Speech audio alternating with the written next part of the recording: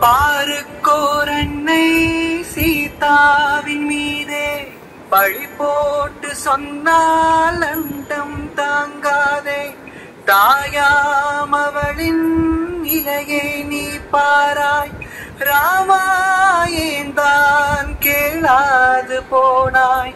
ராமா நீ ஏந்தான் கேளாது போனாய். நில், சூரிய அஸ்தமனத்திற்குள் வந்துவிடு. சீதையை போல் இருந்து விடாதே. தாயாம் சீதாவின் நிலையினை பார்த்தேன். உலகத்து மக்கள் நிலை குலைந்து போக. ராமா உனக்கேன் பாராமுகமே. உண்மை நிலை என்ன யார்தான் சொல்ல.